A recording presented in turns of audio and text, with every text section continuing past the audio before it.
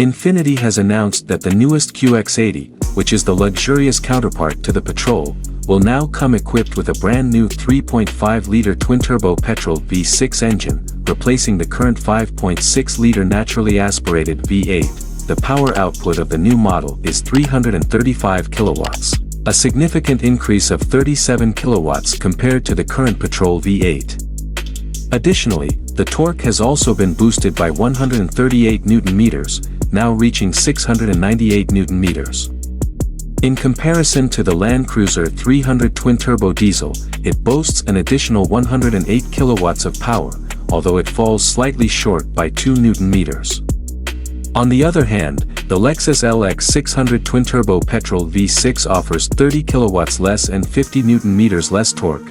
An upgraded 9-speed torque converter automatic will be installed, replacing the current 7-speed unit.